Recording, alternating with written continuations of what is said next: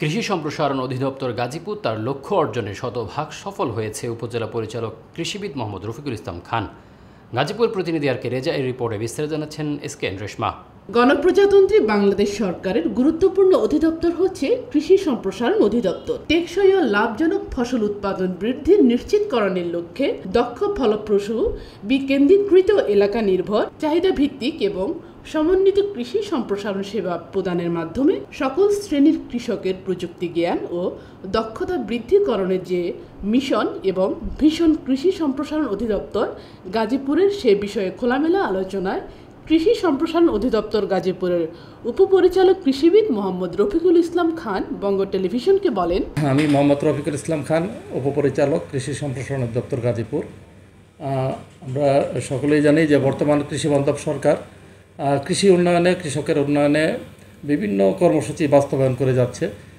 তারই অংশ হিসাবে আমরা গাজীপুর জেলাতেও সরকারের সেই কৃষি উন্নয়নমূলক কর্মকাণ্ডগুলি বাস্তবায়ন করে যাচ্ছি।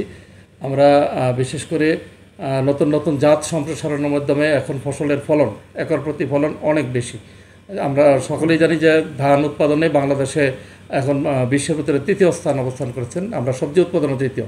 তো আমাদের গাজীপুরে, যদিও এটি শিল্প অঞ্চল, তারপরও এখনও গাজীপুরে 1,04,170 হেক্টর জমি আবাদি জমি রয়েছে।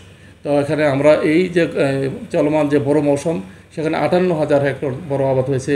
সেখানে বিভিন্ন উন্নত জাত বিধান 89, 92, 88 বঙ্গবন্ধু ধান 100, বিনা ধান 24, 25 ভালো ফলন হয়েছে। আমরা ধানে একটা ভালো ফলন গড়ে তুলতে পারবো বলে আশা করি। পাশাপাশি সরকার যন্ত্রপাতি, কৃষিকে যান্ত্রিকীকরণের জন্য 50% ভর্তুকি মূল্যে যন্ত্র সরবরাহ করে যাচ্ছে। সেটা সুফল কিন্তু কৃষক পাচ্ছে। ইতিমধ্যে গাজীপুরে 14টি বড় কম্বাইন্ড হারভেস্টার, যেটা দিয়ে একেবারে ধান মারাই যারাই হয়ে যাচ্ছে, এগুলা কৃষকদের আমরা অর্ধেক মূল্যে বিতরণ করতে পারছি। আমরা গাজীপুর একটি সবজি এবং ফল উৎপাদনকারী এলাকা। এখানে বহু নানান ধরনের ফলের আবাদ আমরা বৃদ্ধি করতে পারছি। বিশেষ করে লেবু জাতীয় ফসল উৎপাদন বৃদ্ধির জন্য আমাদের একটা পৃথক প্রকল্প রয়েছে। ওই প্রকল্পের আওতায় আমরা প্রদর্শনী অনেক বাস্তবায়ন করছি, যেটার ফল আমরা দেখছি যে মার্কেটে এখন ভারী মালটা নামে যে মালটা, সেটার এখন কিন্তু উৎপাদন আমরা পাচ্ছি। তারপরে আমাদের সেচের ক্ষেত্রে প্রাণী সাশ্রয়ী বিভিন্ন প্রযুক্তি কৃষকদের দিচ্ছি। কৃষকদের আমরা নিয়মিতই বিভিন্ন প্রশিক্ষণে অন্তর্ভুক্ত করছি। আর আমরা তেল জাতীয় ফসলের আমাদের একটি কার্যক্রম ছিল বিগত 3 বছরে।